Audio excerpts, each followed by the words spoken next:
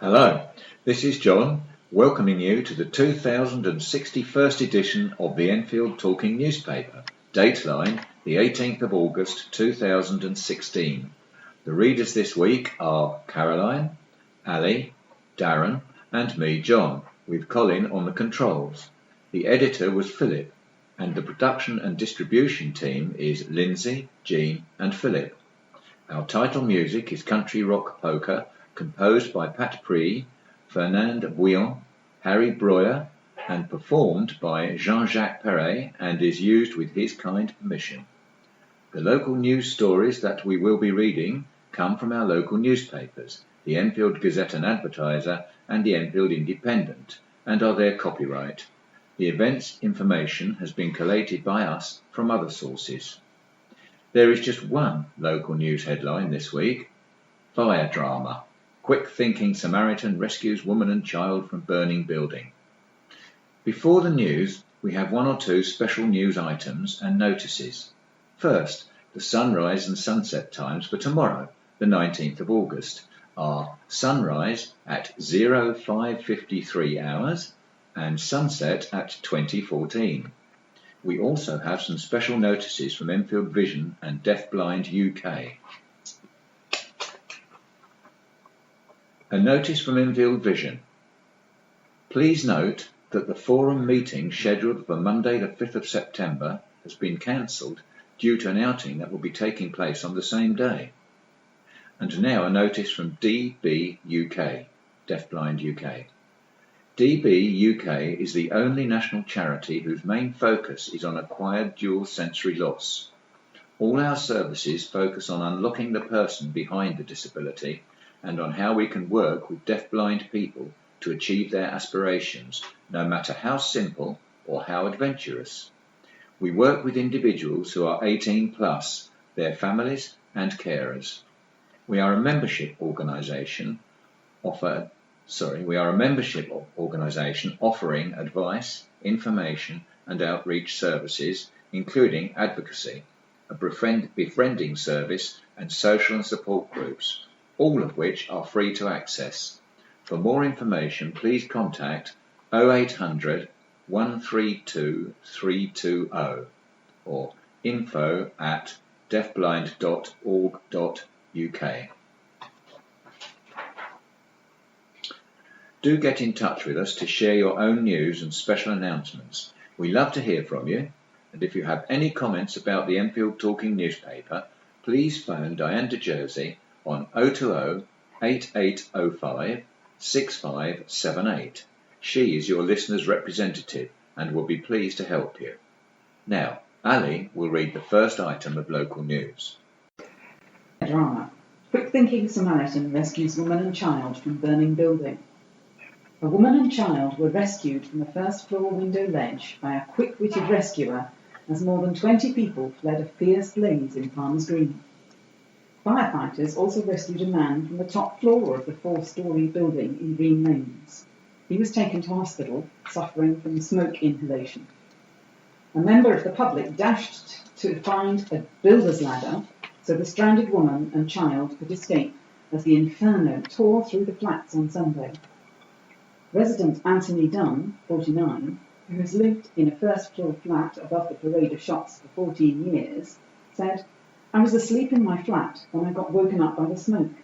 I went to the door and the heat was unreal.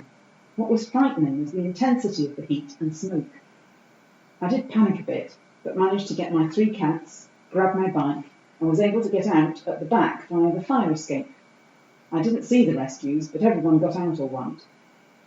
Most people were then taken by taxi to stay in the Civic Centre, but I stayed here overnight and slept in a car park out the back because my cats were freaked out. I'm very glad I wasn't in a deep sleep. In a way I was lucky as the building went up pretty quick." Neighbour Dinda Mkwana, 40, who lives in the flat opposite where the blaze took place and got home at 11 p.m. on Sunday, said, "When I got back, the building was already burnt."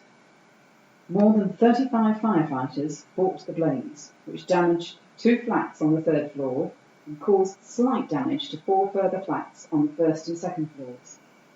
Police have been at the scene investigating the fire. The staircase from the ground floor to the roof was gutted by the blaze, and the roof was also damaged. Enfield Council said the flats were privately owned and 19 people were evacuated, with the council ensuring they were put up in hotels. 4 people made their own arrangements. None of the evacuees had returned to their homes by Monday. Children among the evacuees included a 9-month-old baby, a year-old baby, a girl aged 4 and an 8-year-old. The council spokesman said, "This was a serious fire that took almost 4 hours to bring under control. Quick action by local people and the swift response by the emergency services ensured that residents were brought to safety. The council will help the residents and support them, ensuring that their homes are safe and provide advice and emergency support during this recovery period." Councillor takes plunge to help clear pond water. A councillor stepped into algae-filled waters to help clear them up after complaints from neighbours. Daniel Anderson, who is responsible for the environment at Enfield Council, went waist-deep in the pond at the New River Loop, Gentleman's Row. The hot weather has caused the water to suffer a surge in duckweed and fern, creating an ugly green cover which also affects wildlife.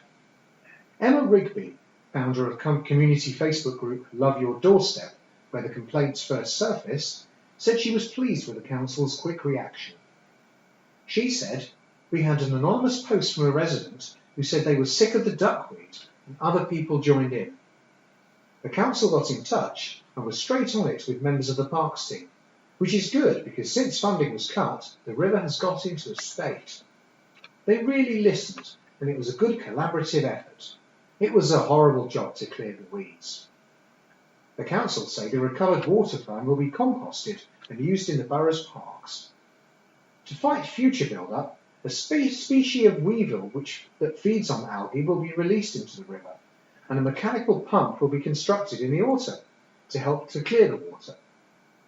Councillor Anderson said, "Short-term solutions that involve clearing the river and improving the aesthetics are clearly important, as well as also benefiting the fish and other wildlife that live in the loop.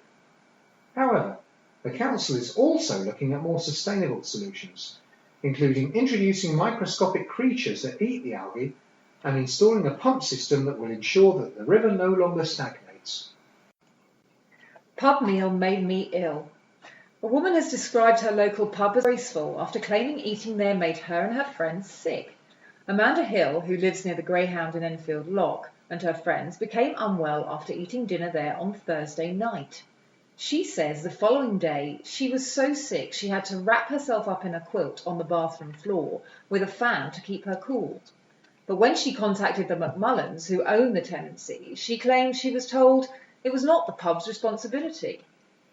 Ms Hill, who had scampi and chips, said, "We're not 100% yet, but we are improving.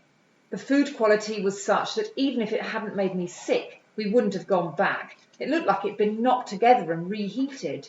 I started feeling ill half an hour later. Most of the night I was up and down to the bathroom. The following morning I felt so sick I was lying flat out.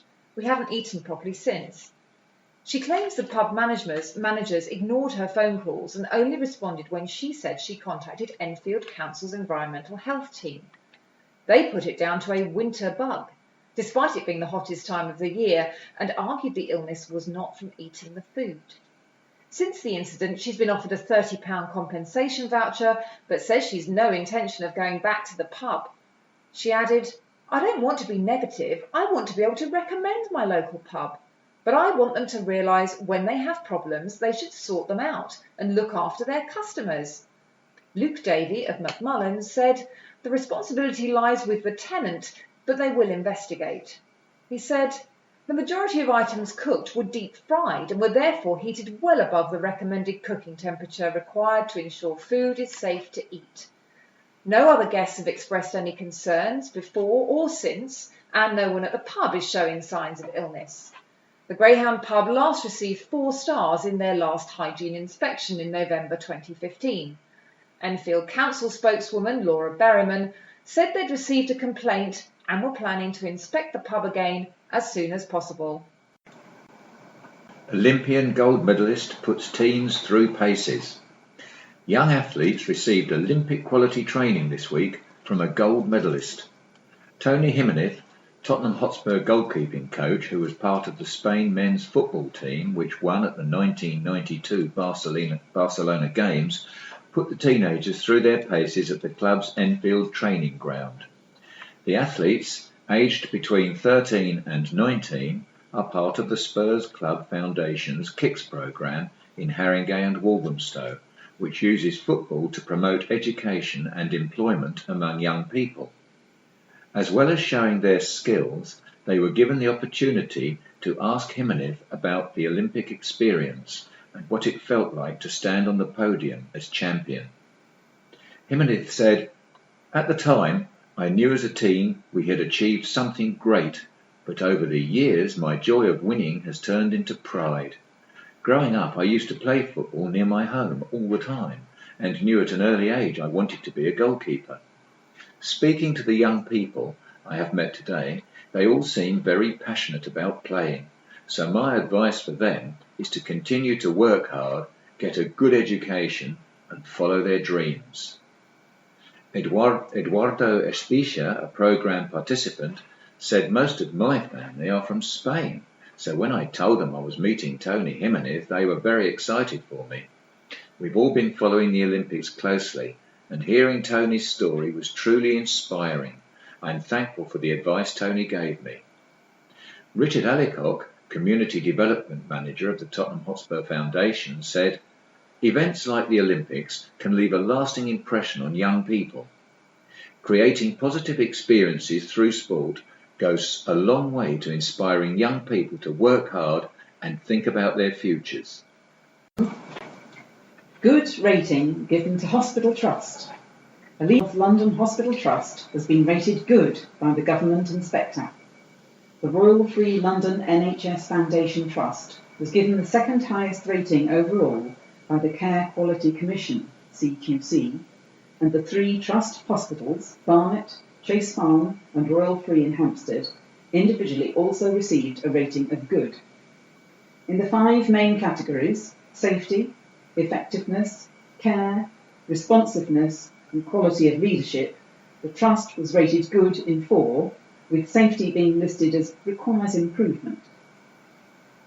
Inspectors noted outstanding practice in some parts of the Trust, including Barnet's dementia-focused Larch Ward, excellent work at Chase Farm's Urgent Care Centre, and by the paediatric practice team at the Royal Free Hospital. The Royal Free London NHS Foundation Trust sees 1.6 million patients a year. Chief Executive David Sloman said, "We are delighted to receive a rating of good across all our hospitals, and I am proud that the report highlights many areas of practice where we are delivering outstanding treatment to our patients. This is a fantastic achievement, given that Barnet and Chase Farm hospitals only joined us in 2014. Staff should be incredibly proud of how well this reflects on their professionalism and the care and compassion they demonstrate every day. We look forward to going from strength to strength as we build on this success." The CQC report said, "Throughout the inspection and across the Trust, it was evident that care was patient-centred and staff treated patients with dignity and compassion. Patients we spoke with were positive about their experience and staff caring for them. Patients achieved good outcomes due to receiving evidence-based care from suitable numbers of competent staff who enjoyed their work and were well supported. The Trust promoted and encouraged both local and national innovations to improve patient care and treatment. However, on patient safety, it added, we found that not all learning from incidents was embedded."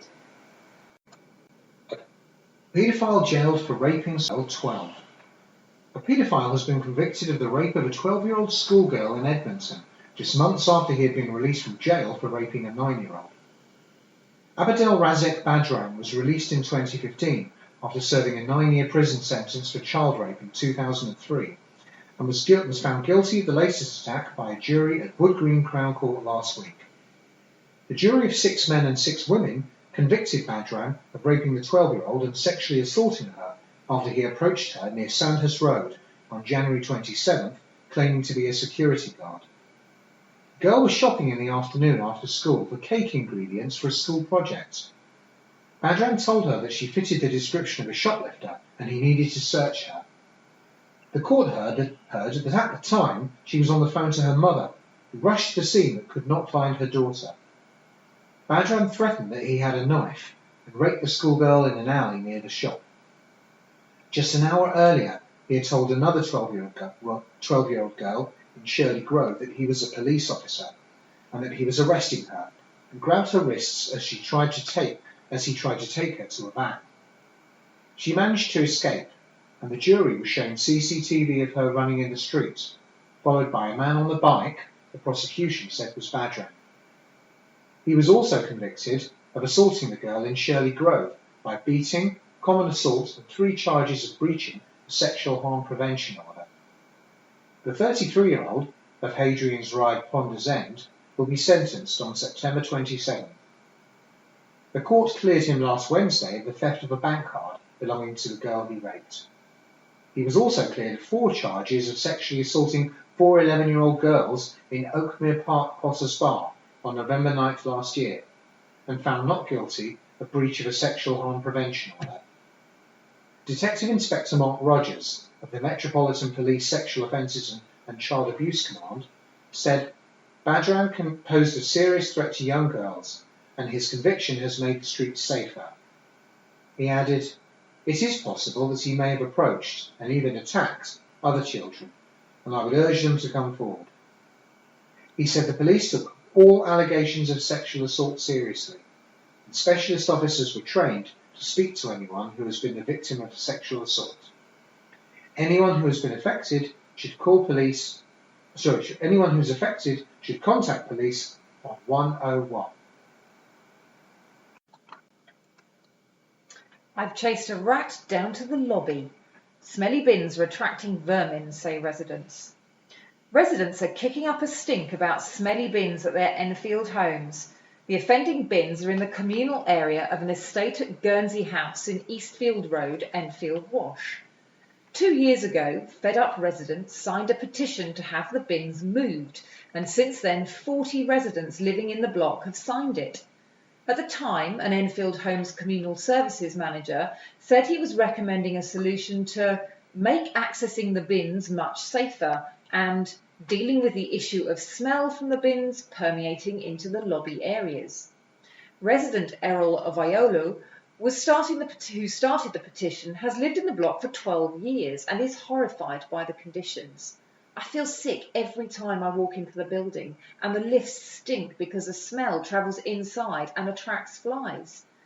Mr. Ovaiolu believed the smell could be improved if the council jet washed the bins inside the bin chamber. Enfield Council collects the rubbish weekly.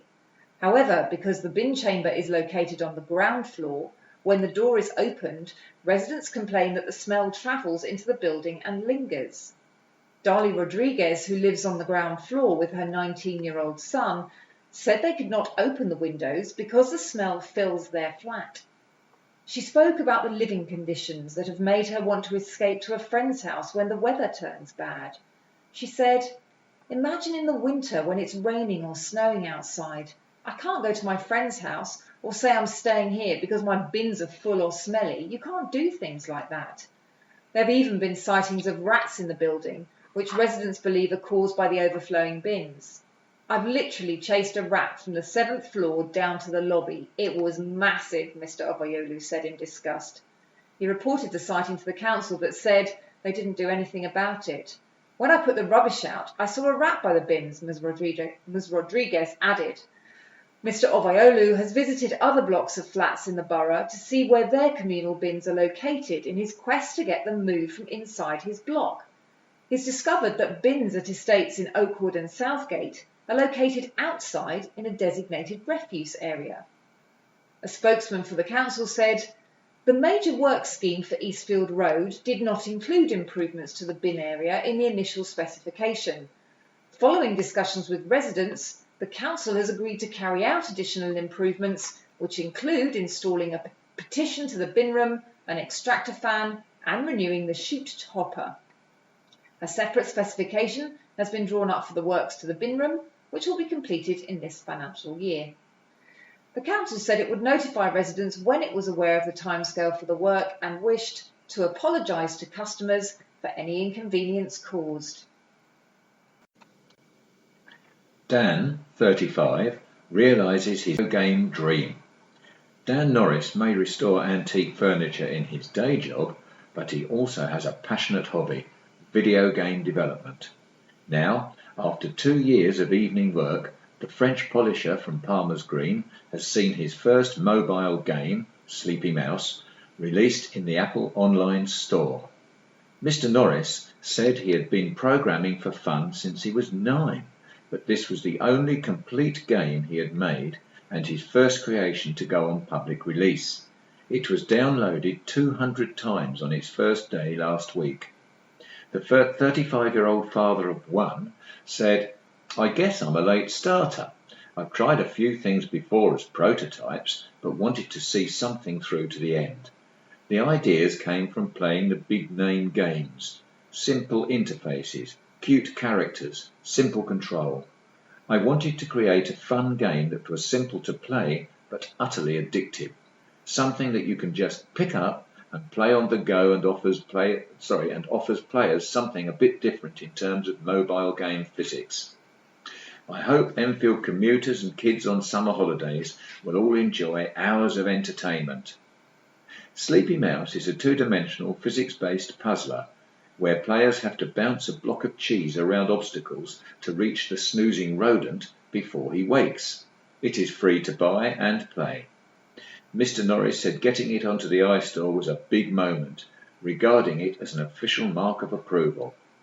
He said, "The store is highly controlled. I wanted to see if it was good enough to be on there. If you are on the official store, people respect your work a bit more. As a personal achievement, I think it's great. I'm very proud. I made it when I could find any kind of time, so to see positive reviews and people playing it when there is so much choice out there is good. You do worry what people will think, but the plan was never to make any money. I just wanted to make it for myself." Group cycle big distance.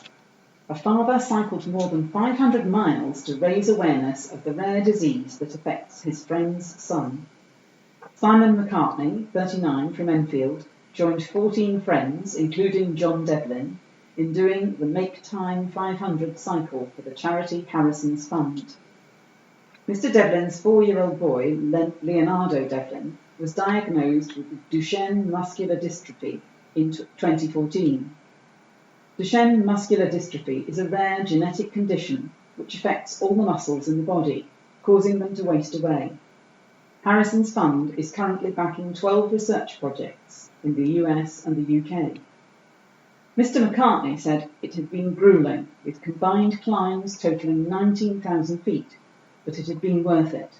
They started from London on July 28th and cycled to Paris, finishing in Dieppe on August the 1st. He said, "The challenge was the furthest any of us had cycled in one go, so we knew it would be tough. There were a few injuries and a lot of climbing and hills, but there were some lovely moments too when we were all working together as a group and things went really well."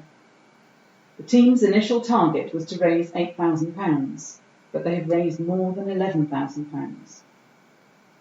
The other members of the 14-man team were Dan McCarthy, Ian Griffith, Warren Bagnall, Dave Townsend, Guy Parkinson, Paddy O'Brien, Niall Kearney, Andrew Sparsis, John Tuffrey, Richard Randolph, Bully Ray, and Tom O'Connor. Alex Smith, founder of Harrison's Fund and father of the eponymous Harrison, said, "It is devastating for any parent to hear the news that your child has Duchenne, as you feel so helpless. But speaking with other families who are going through the same as you can help enormously as you feel less alone. Many of our supporters, like John, put that passion into something positive and raise money so we can continue our work. For that, we will always be grateful and hope one day we will achieve that life-transforming breakthrough so Leo Harrison and the boys like them have a chance at a real future." To support the team, visit www.justgiving facebook.com/fundraising/maketime500. Football legends Hoddle and Brady have got their rivalry down to a T. Spurs legend Glenn Hoddle and Arsenal great Liam Brady were football foes in Northern Derby matches in the 1970s, and the duo renewed their rivalry on an Enfield golf course on Friday. They were at Cruise Hill Golf Club in Cattlegate Road, where they were competing in a special Tottenham Hotspur Legends tournament to raise funds for the club, which is celebrating its centenary year.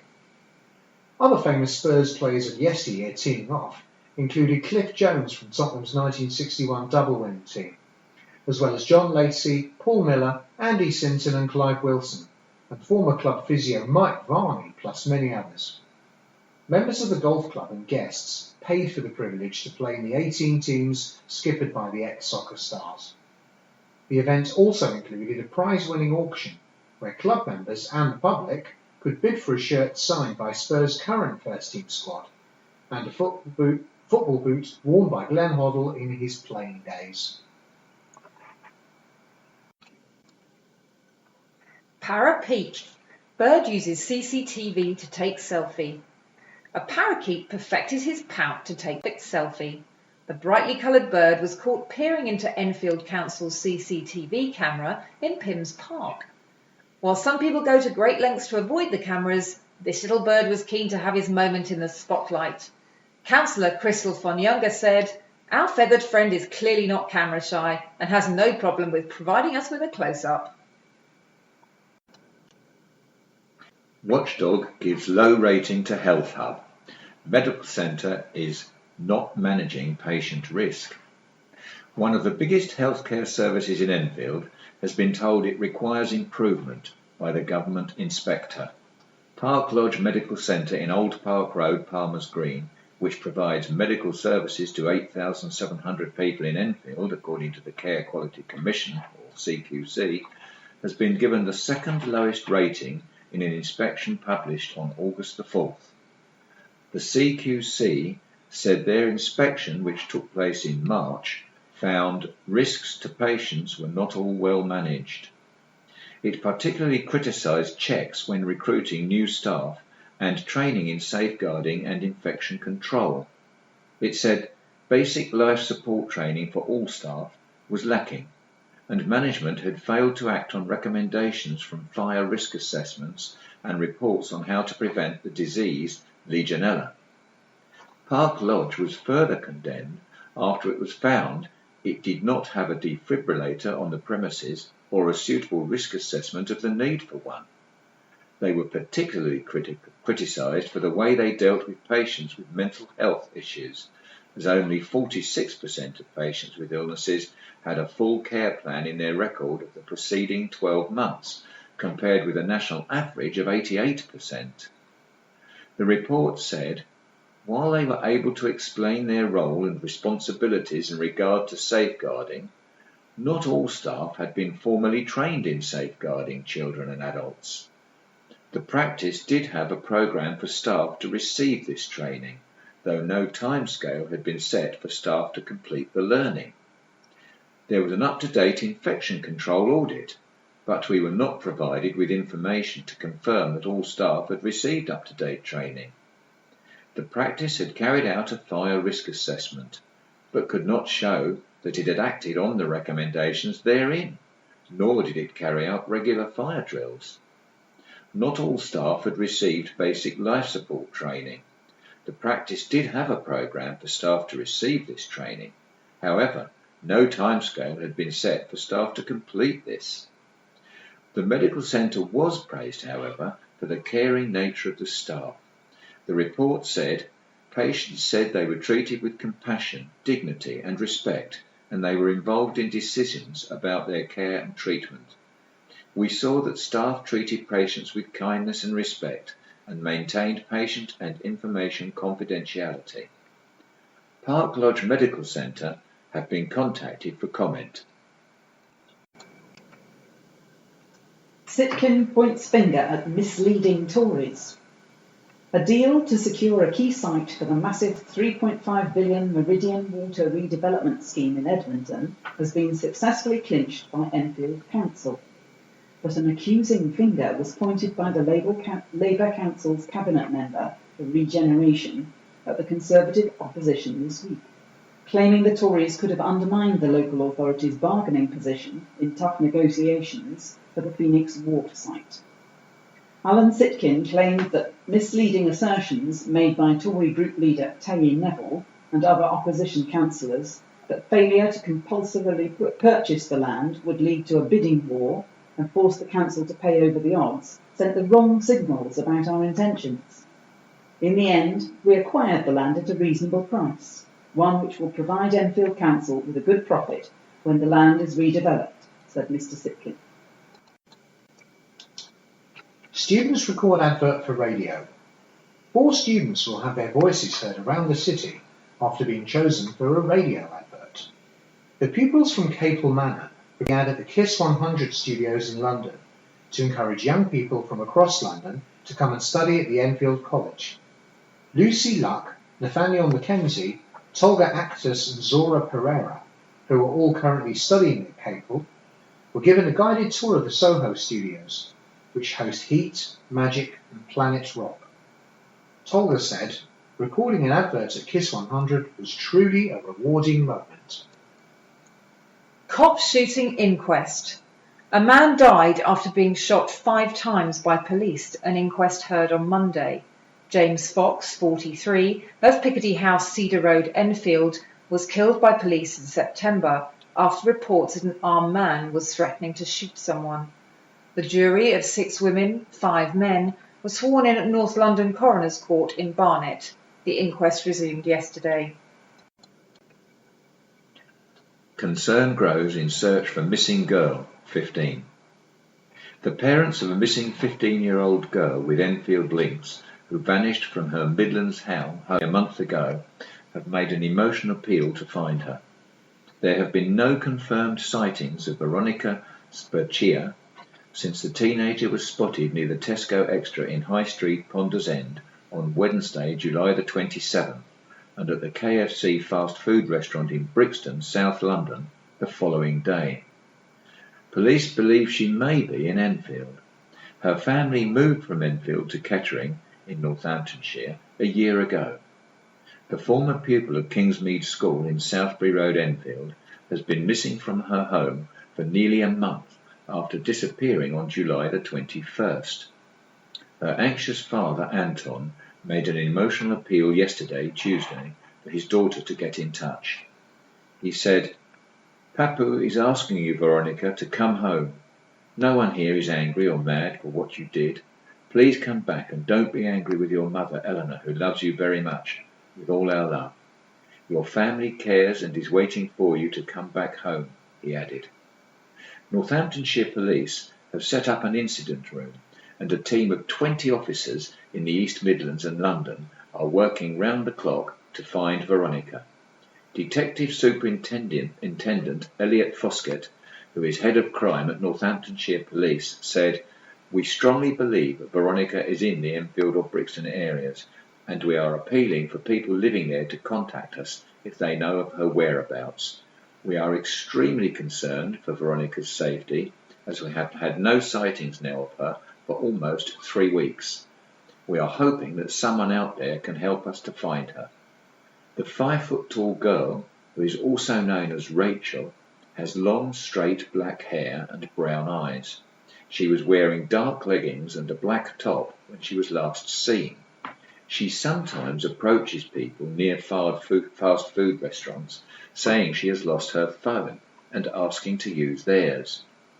Detective Superintendent Foskett added, "If anyone is approached in such a fashion by someone resembling Veronica, we would urge them to contact the incident room." Northamptonshire Police can be contacted via 101. Police investigating Veronica's disappearance arrested a 19-year-old man from Enfield on Tuesday last week. He has been released on bail pending further inquiries. Forthcoming events information. Heartbreak Productions present Pist. Wednesday the 24th of August at 7 p.m. 40 Hall Estate, 40 Hill, Enfield, EN2 9HA. Gather round Heartbreak Productions Stone Circle to meet druids, bards and revellers who will perform a mystical rendition of Shakespeare's final play, The Tempest. Using masks, dance and song, this merry band of performing pagans will transport you to Prospero's magical isle, upon which he crafts a vengeful attack on his usurping kinsman. All alone, save for his daughter Miranda and two enslaved island inhabitants, Ariel, a powerful spirit, and the monstrous Caliban, Prospero commands a storm to sweep his brother onto the island. Battling against Caliban's treachery, Ariel attempts to bring off Prospero's master plan for vengeance in return for her freedom, and Miranda sees a proper man for the first time. More than a love story, this outdoor production of The Tempest explores man's conflict with nature, freedom and power, betrayal and forgiveness. So get involved in the storytelling circle and witness our druids enact Shakespeare's most memorable adventure. Call 020-8363-8196 for details how to book tickets, which are priced as follows: £12 for adults, £10 for concessions, £8 for children and young people, or a family ticket is £32 for 2 adults and 2 young persons. Enjoy lazy Sunday afternoons in hilly fields with music on the bandstand. The final concert of the year will see Big Chief entertain you with jazz and blues music. Bring the family in a picnic and enjoy wonderful music. It's a free event with a collection in support of the Nightingale Hospice. It takes place on Sunday the 11th of September from 3 to 5:30 p.m. For more information and details about parking, visit the website www.hillyfields.info. That's www.hillyfields.info. Join Pam Rose from the BBC's Songs of Praise and the Choir of Christchurch Southgate on Sunday the 18th of September at 6:30 p.m. for a celebration of your favourite hymns. In Then Sings My Soul, Pam Rhodes will talk about some of the nation's best loved hymns, which we'll then sing, led by the choir. Admission is free and the event takes place at Christchurch, The Green, Southgate, N14 7EG. This special event rounds off London House Weekend, during which the church will be open from 11 a.m. until 6:30 p.m. on Saturday the 17th and Sunday the 18th of September. And the first event, in fact, is the Friends of 40 Hall Park with the Association of Ukrainians, Waltham Cross Branch, who present another Spirit of Ukraine festival on Sunday the 4th of September from 12 noon until 5 p.m. at 40 Hall Park. Join in arts and crafts, children's activities and face painting. Enjoy traditional Ukrainian music, dance, food and sample the beverages at the Ukrainian beer tent. Free admission. Deadline Lou have your say on cycle plans. The deadline is nearing for you to have your say on the latest plans for cycling. Enfield Council's canvassing of views on the northern part of the Hertford Road Cycle Enfield project, the A1010 North consultation, has been running for 12 weeks and finishes on September the 23rd. The Cabinet Member for Environment, Daniel Anderson, said, "We are continuing to listen and respond to the issues that are raised throughout the extensive Cycle Enfield consultation process. I urge the people who live and work in this area of the borough to look at the plans and tell us what they think. We are particularly keen to hear from local community groups and organisations, and officers will happily meet with any such bodies as requested. The Council has also produced a summary of the feedback from the A1010 South consultation. It is also taking more time to consider the Enfield Town and Southbury Road routes, and revised plans will be announced later in the year. The plans for the A1010 North are being funded through the Mayor of London's Mini Holland programme. Cycle Enfield will see £42 million of external investment in the borough. To have your say, go to www.cycleenfield.org. cycleenfield.co.uk/major projects/1010-north-scheme-consultation/. Young performers returning to boost communities for teens. A youth group are bringing their performance showcase back to Enfield to show they are still passionate about young people.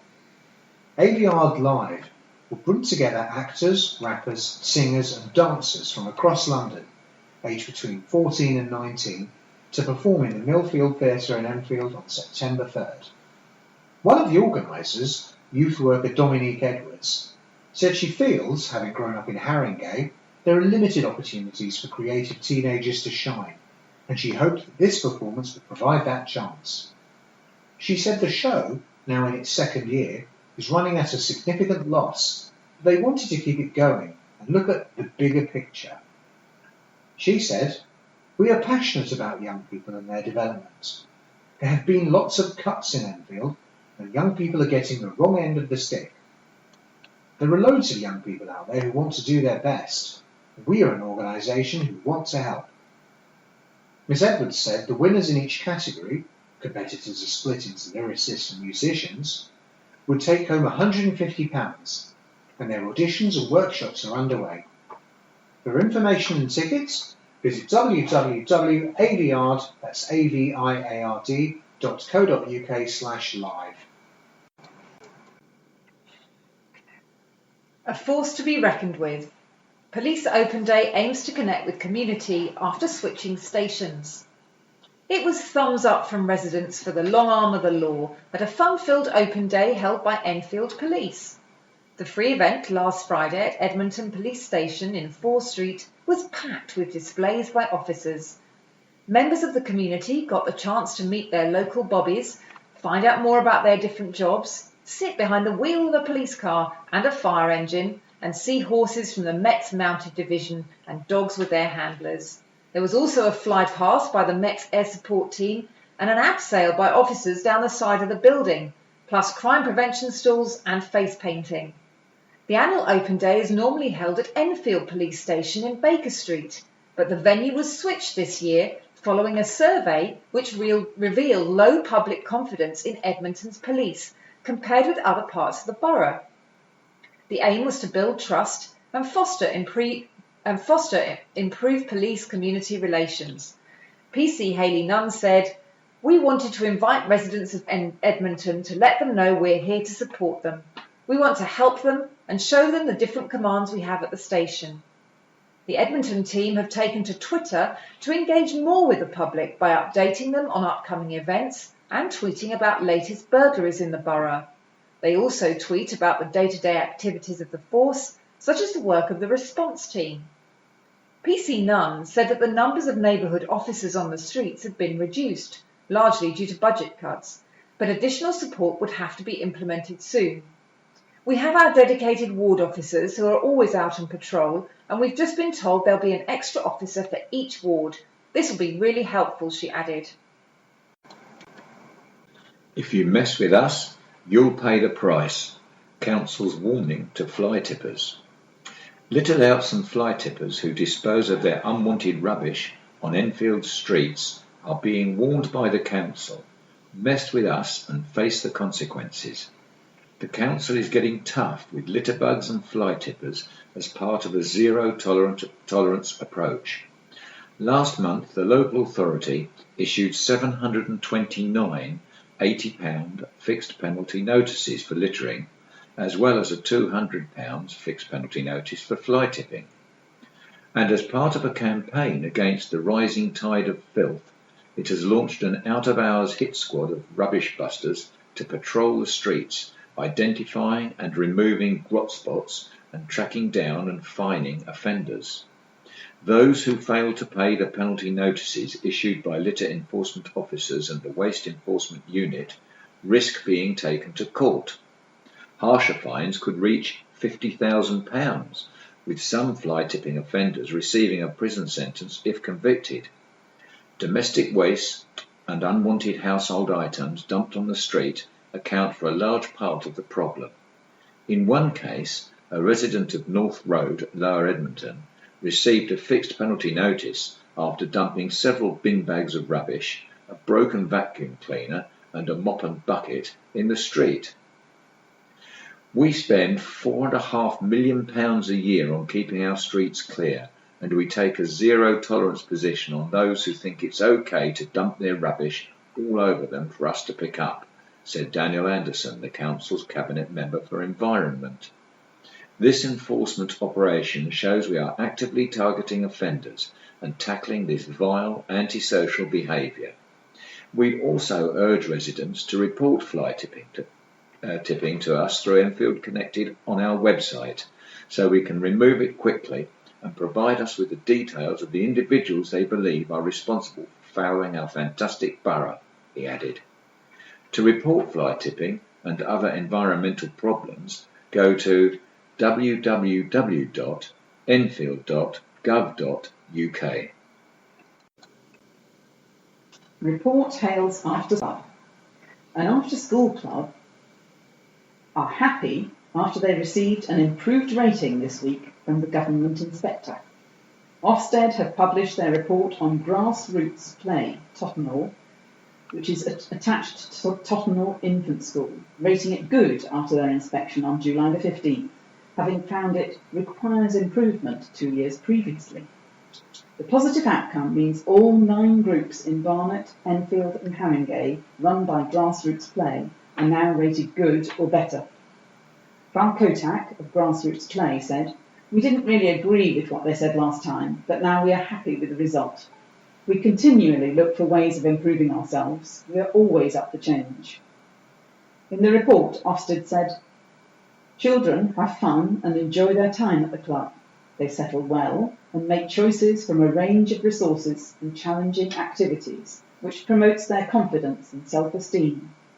Children are supervised at all times, and staff use every opportunity to engage children in good quality play experiences. Staff work effectively with teachers at the host school. They work together to develop a consistent approach to children's learning. However, they said, the club could not be ranked as outstanding, as staff do not always work as closely with children and parents as possible to implement their healthy eating policy." Assault leaves man with serious injuries. A man has been remanded in custody, accused of an assault that left a 34-year-old man with life-threatening injuries. Akwash Varga, 48, of Enfield, appeared at Magistrates' Court on Monday, charged with grievous bodily harm. He was arrested on Saturday after a man was found unconscious at the junction of Green Street and Hertford Road, Enfield Highway. The victim is in a critical condition in an East London hospital. Varga will appear at Wood Green Crown Court on September 12th.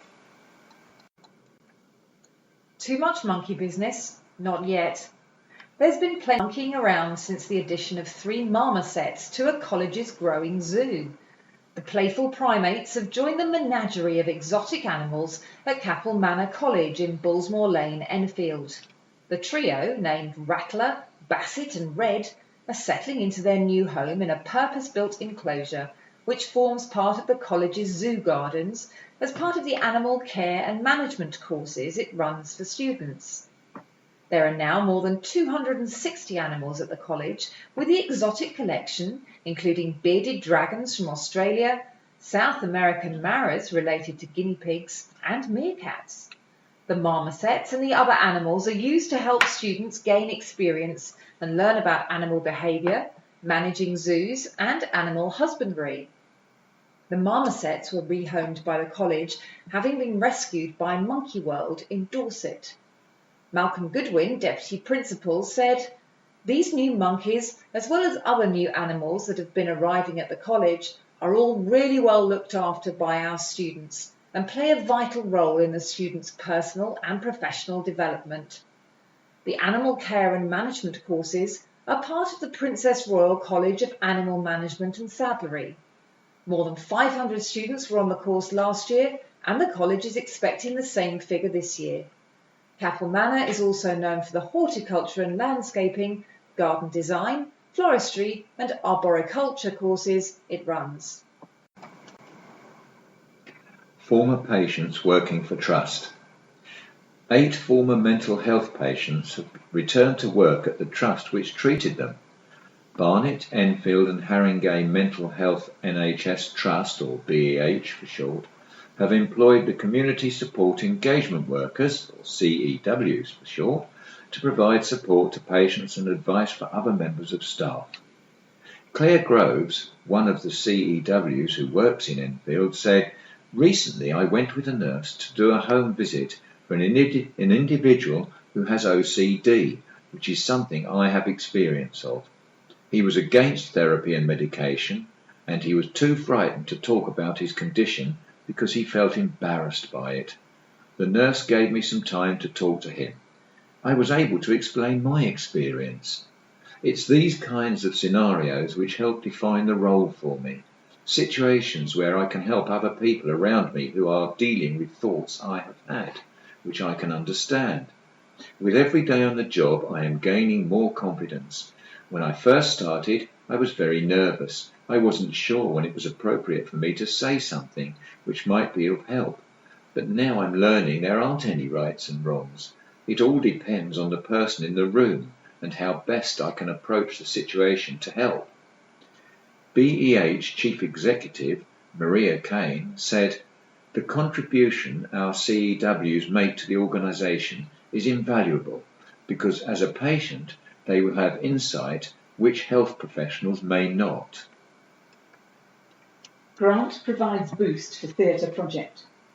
An Enfield theatre project has received a £45,000 grant from Children in Need. Facefront Inclusive Theatre has been awarded the money to provide a performing arts club for disabled children and young people. Annie Small of Facefront Inclusive Theatre said, "We're delighted to receive funding which will enable us to deliver a social club that not only caters for disabled children and young people and their needs, but also builds their confidence through performing arts." The donation means over £360,000 has been given to Enfield groups by Children in Need in the past year. Kerry Luca, head of London and South East for BBC Children in Need, said, "We're so pleased to be able to award funding to projects such as this, which will make a tangible difference to young lives in the UK. Applications for grants are still open. Groups can apply at www.bbc.co.uk/pubsy. Project aims to focus on the benefits of great outdoors. The benefits of the great outdoors are being emphasised with the launch of a scheme aimed at improving people's mental and physical well-being. The Proactive Minds project is the brainchild of the Conservation Volunteers, a community charity, which has joined forces with mental health group Mind. Mind, which already has its own communal garden there, will use the open space in Pymmes Park, Edmonton, for group members to carry out conservation work, create a wildflower meadow, and grow their own food. Tree planting and growing vegetables are just some of the garden activities participants can enjoy every Wednesday.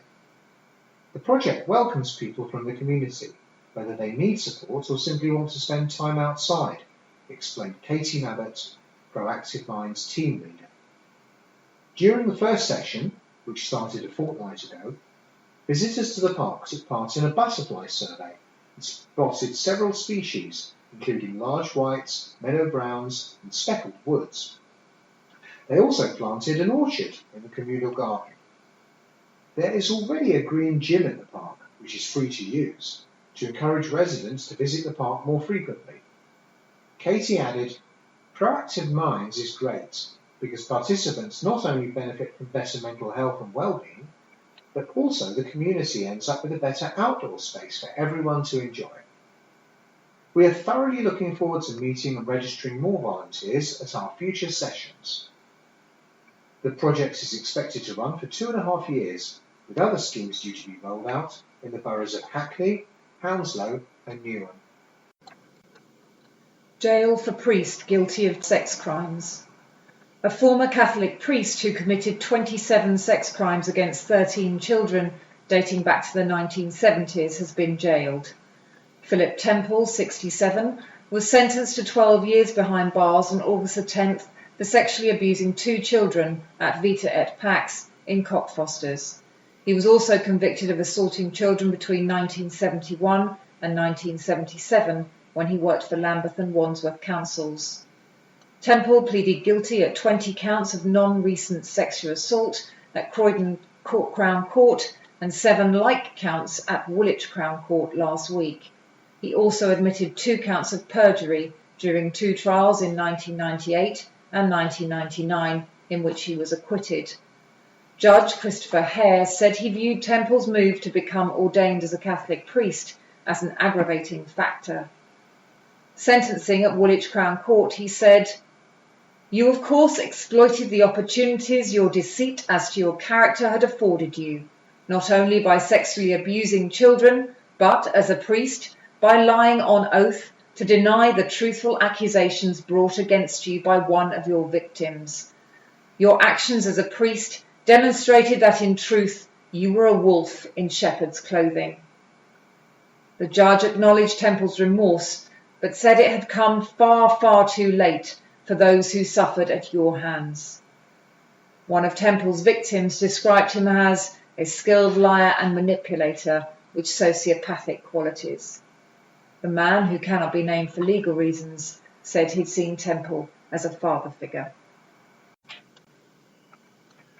Arman gets set for his debut at famous festival. A budding actor is heading on an odyssey to showcase his one-man show at the Edinburgh Fringe Festival. Arman Mantella is bringing his take on Homer's epic poem, The Odyssey, about the hero's epic journey packed with challenges, to the festival, which attracts thousands of theatre fans along with agents. The show tells the story from the perspective of Odysseus' son Telemachus, who remained at home with his mother Penelope as they waited hopefully for his return.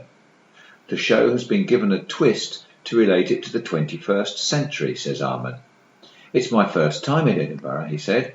"Acting is my passion, and I'm looking forward to seeing other shows and getting the chance to invite casting directors to see my show." The 23-year-old actor from Enfield went to Keble Preparatory School in Wades Hill, Winchmore Hill, before heading off to secondary school in Hertford. He said, "My first acting experience was playing Rodrigo in a school production of Othello in Year 3, and after that I made an effort to be part of all the school plays throughout primary and secondary school."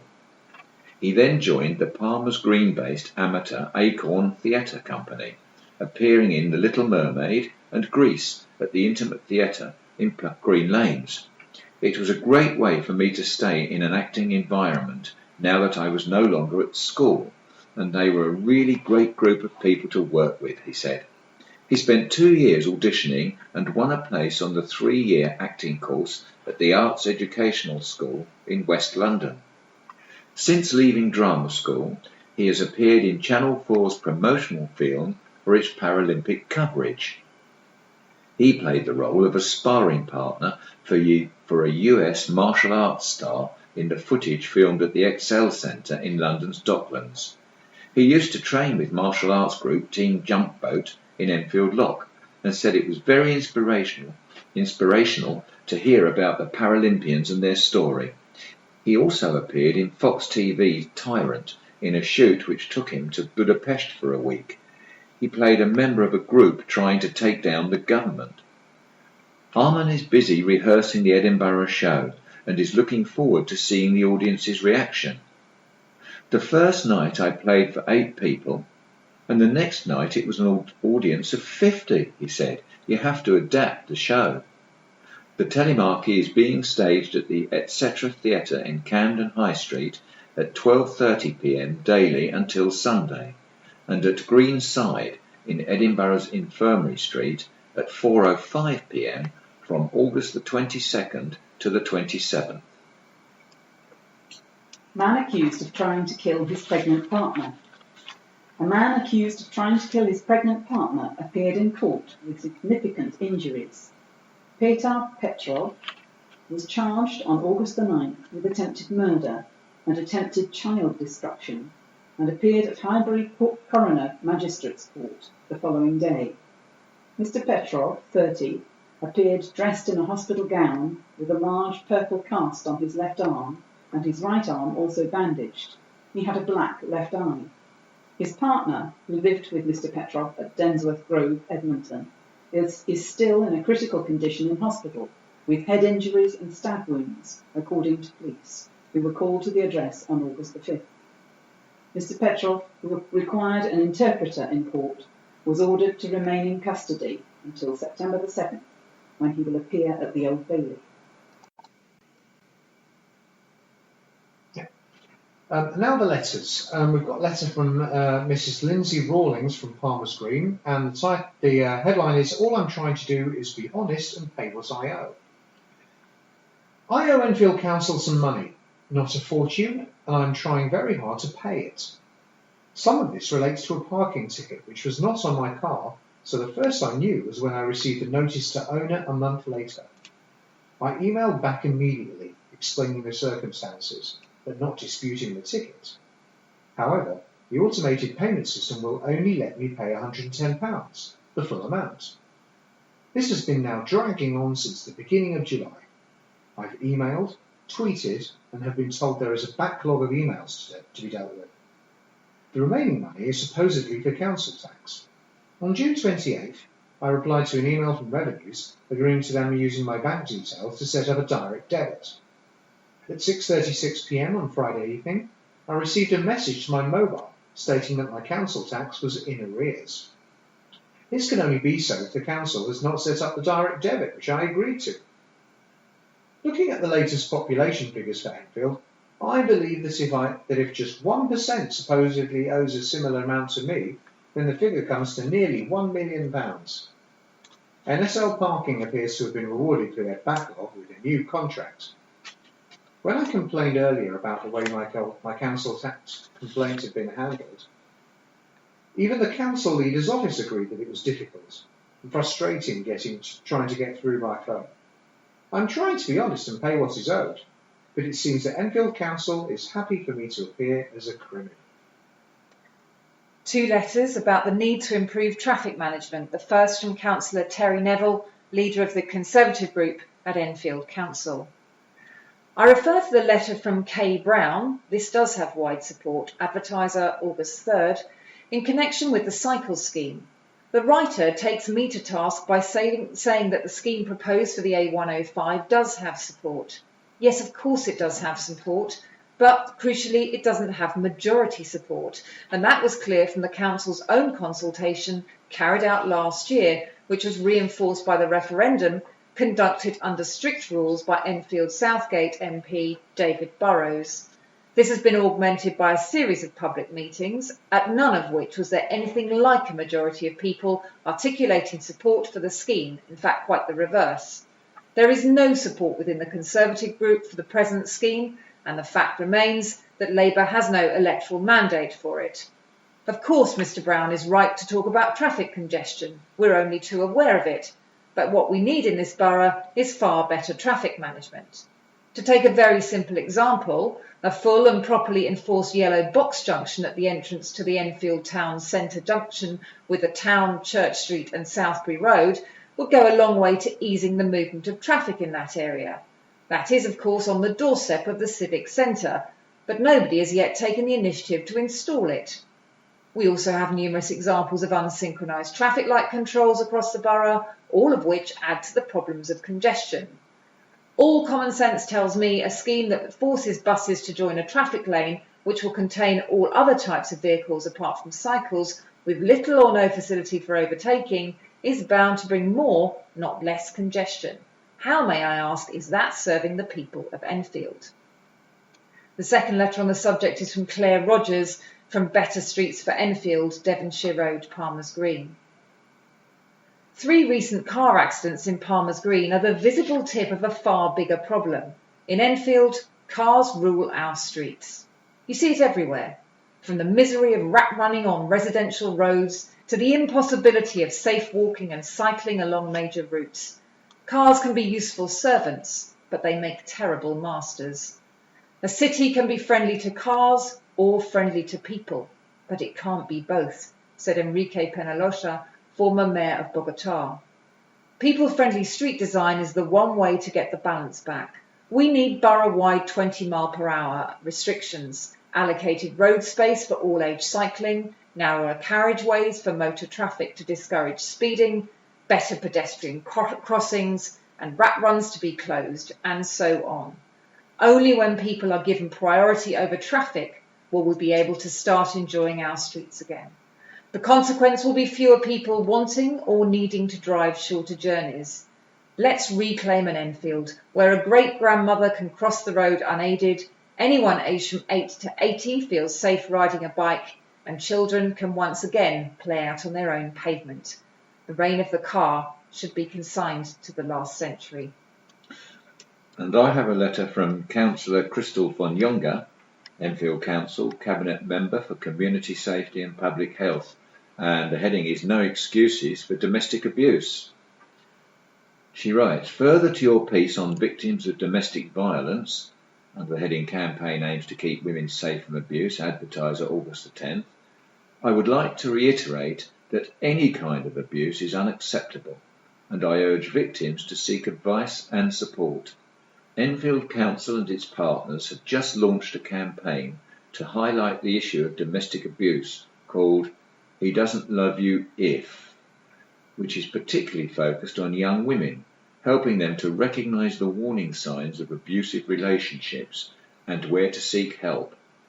Every person has the right to live a life free from violence. If you or a friend are being abused, get help now. Visit the Enfield Council website for advice on spotting the signs of domestic abuse and details of where to get help and assistance. In an emergency, always call 999. For all non-emergencies, call 101. Olympic sprinters out in semi-finals. Enfield and Haringey Athletic Club sprinters CJ Uja and Desiree Henry both bowed out in their Olympic Games 100 metres semi-finals in Rio de Janeiro. I was out by 1,000th of a second, but ran my best race of the season so far, said Uja, 22, after finishing fourth in 10.01 seconds. I always dip, but I didn't really this time when it mattered. I'm disappointed. Henry, 20, also finished fourth in her semi-final in 11.09 seconds and was ranked 12th overall. It wasn't the Olympic ending I was hoping for in terms of trying to make the final, and wasn't the time I was wanting in terms of the British record, but I'm proud of myself, she said. Enfield-born Charlotte Dujardin, a double gold medalist in London 2012, retained her individual dressage title after winning silver in the team event. Riding Vallegro for probably the last time in competition before the horses retired, she beat Germany's Isabel Werth by more than 4 percentage points.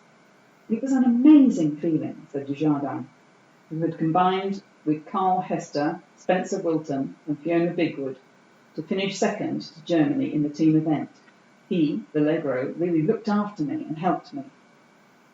Swimmer Chris Walker-Hebben, who was also born in Enfield, helped round off Great Britain's best Olympics in the pool for more than 100 years with a silver medal in the men's 4x100 metres medley relay. Walker-Hebben, Adam Peaty, James Guy and Duncan Scott set a new British record time of 3 minutes, 29.24 seconds. It was Britain's 6th and final swimming medal, their most successful tally since the London Games of 1908. I've been off my best, and it has been a tough few weeks, said Walker-Hebben, 26, who had finished 6th in his 100-metre backstroke semi-final after clocking 53.54 seconds in his heat. But this was always going to be my biggest opportunity. And now cricket. Southgate's title challenge falters again. Southgate's hopes of challenging for the Middlesex County Cricket League Premier Division title suffered another setback when they went down to a 33-run defeat at Hampstead on Saturday. They now lie in 4th place, 17 points behind leaders Teddington with 3 games to go, following their 4th defeat in 6 50-over matches. The home side had compiled 230 for 8, as the league returned to the limited over format for the final 4 fixtures of the season. Hampstead elected to bat after winning the toss, and Southgate reduced them to 115 for 5, with Steve Clark making 35, for Liam Hughes with 67, Archie Fellows with 46 and Jonathan Dunn with 30 led a recovery. Luke Hutton with 2 for 27 and Fawad Mullazada 2 for 59 were Southgate's most successful bowlers. In reply, opener Cameron Steele with 41 was Southgate's top scorer. Hayden Morton and Faisal Mir with 32 apiece, Michael Stevens 28 and Ayush Sahota 24 all contributed useful runs, but they were all out for 197. Bill Dunnett was unbeaten on 20 when the last wicket fell with 4 overs to go. Enfield edged a keenly fought contest at Harrow St Mary's by just 7 runs to stay in 6th place in the second division. They were indebted largely to a third wicket partnership of 158 between Jack Plum and Max Houlihan after deciding to bat first after winning the toss. Plum, one of the league's leading run scorers this season, took his tally to 592 before he was third out for 76, and Houlihan was the next to go for 68. Enfield's innings closed on 206 for 7 after 45 overs, with Nkululeko Sirame taking 4 for 33 in his 9 overs.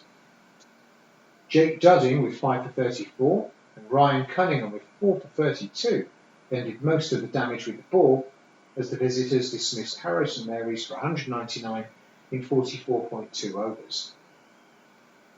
Wychmore Hill lost out to 3rd Division promotion rivals Brenton, who joined the home side in 3rd place after a convincing win by 95 runs. And with leaders Osterley and 2nd place MTSSC both losing and gaining 2 points in the process, just 7 points covered the top 4. Electing to bat first after winning the toss, Brenton piled up 298 for 3 in 45 overs, with Luke Budden hitting 119 and Tom Brandreth falling 6 runs short of a century. Mark Burrell made 60 for the Hill, but they were all out for 203 in 38.5 overs. The Hill now face another key encounter this Saturday when they travel to Osterley at 12:30 p.m. Meanwhile, Southgate are at home to Eastcote at 12 noon and Enfield entertain Highgate at 12:30 p.m. And a second version of the Olympic roundup. Tears for Charlotte as she wins Rio gold with Vallegro. Charlotte Desjardins won gold with Vallegro at Rio 2016 in the Dressage Grand Prix freestyle event. Desjardins was the 14th rider to compete at the Rio Equestrian Centre on Monday and scored 93.853% on her horse commonly known as Bluebell in his stables. The Enfield-born athlete cried tears of joy after her test with the 14-year-old in what could be one of his last competitions. The pair remain unbeaten in 18 tests, and she became the first British woman to retain an Olympic title in their history. Desjardins, who won Team Silver on Friday, told the BBC, "I'm actually a little bit speechless, but it means the absolute world to me to come here and be individual gold medalist again. To me, it could be one of the last with Vallegro, as there's talk of retirement, so for me to finish it this way is truly an emotional time. I've been riding him since he was 5 years old. He's been unbeatable, and I want people to remember him as the most amazing horse that he is. He still loves his job, and for me, I just want everyone to remember him at the top." Robbie Gravitz was delighted to have achieved his target of qualifying for the high jump final in Rio, as he stays on course to try and gain another Olympic medal. The Enfield-born athlete won a bronze in 2012, but has had to battle back from a serious injury during the subsequent Olympiad. He went in Group B of the event as a field of 44 competitors sought to qualify for the final, but did not enter until the height of 2.22 metres. The 28-year-old cleared that at his first attempt, with the bar moving up to 2.26, which he went over at the second attempt. Gravitz finally reached the height of 2.29 metres at the first time of asking to book his place in the final, 2 centimetres short of automatic qualifying. He said, "It was really good. I came with the aim of making the final and have achieved it, so I'm really chuffed. It's a good stadium and the track's a wonderful track to jump on, so it makes it all the more exciting for a good final. The field was whittled down to 12 in qualification, and at the time of going to press, Gravitz was preparing to compete in the final. Elsewhere, CJ Uja failed to progress to the men's 100-metre final, which was eventually won by now three-time champion Usain Bolt in a time of 9.8 seconds, as he finished fourth in the semi-finals in 10.01. Next up for Uja is the men's 4x100 relay heats. But the 22-year-old, who's a member of Enfield and Haringey Athletics Club, said he'll learn from his experience in the individual sprint. He said, "It's a lesson I learned to myself to run through the line. I always dip, but I didn't really dip this time, so when it mattered, I didn't really dip. But I ran my best race of the season so far, and I've done it at the Olympic Games in a semi-final. Unlucky though, as I was out by 1,000th of a second. I'm really disappointed, but I'm going to take all of this and build on it for 2017, and hopefully I can be on the podium then and make the final." Fellow club member Desiree Henry missed out on the women's 100-metre final, which was won by Jamaica's Elaine Thompson. Henry's time of 11.09 saw her finish fourth in the third semi-final, but she was still proud of her performance overall. "I guess it wasn't the Olympic ending I was really hoping for, in terms of trying to make the final," Henry said. "But I'm proud of myself for believing that I could run up against these girls and really trying to make it to the final. I might not have a final, but I've still got a role and responsibility for the rest of the week in terms of the rest of the girls in a few more days in the relay. So I'm just going to recuperate myself, stay fit and healthy." The 20-year-old joins Uja in the 4x100 relay qualification. And football again. Town leave it late for point in season opener as Campbell smashes home much-deserved leveller. Enfield Town drew 1-1 against Canvey Island as their clash ended all square at the Curie 2 Stadium on Saturday on the opening day of the Ryman League season. Tyler Campbell had the first chance of the game for the home side as he fired over after 12 minutes from a Mickey Parcell cross. Tayshan Hayden-Smith shot over minutes later, but the Islanders soon had an effort themselves as a George Sykes lob had home keeper Nathan MacDonald at full stretch. Following a goalless first half, MacDonald proved heroic as he saved a Sykes penalty after Curtis Uja tripped the goal's striker just inside the box. But barely a minute later the Islanders went 1-0 up as Ryan O'Rourke got the final touch to squeeze the ball over the goal line following a scramble in the Town box.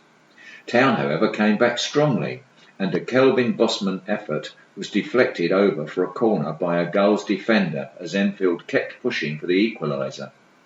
Their persistence paid off at the death as Billy Crook's free kick was smashed home by Campbell into the roof of the net for the equaliser.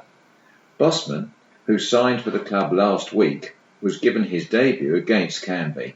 The 25-year-old scored 17 goals in the 2014-15 season for Biggleswade Town prior to his move to Chesham United in October last year, before he joined Enfield.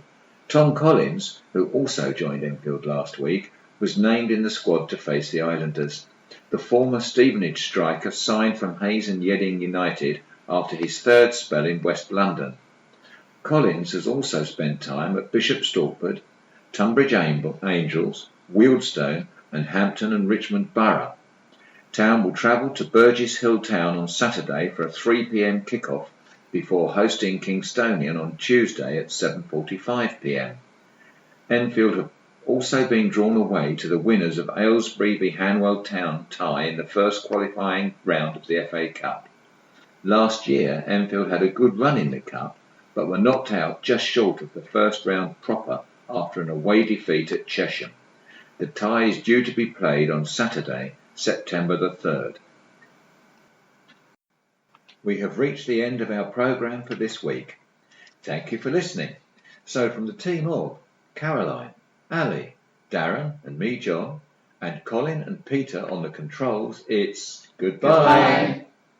Please remember to turn over the address label in your postal packet, put the memory stick into the packet and return it to us as soon as possible in readiness for the next edition. Don't forget you can call Diane to Jersey regarding any help you may require in connection with Enfield Talking Newspaper on 020 8805 6578. Coming up next, the latest news and information for the Greater London area from InfoSound. The Enfield Talking Newspaper will be with you again in 1 week's time.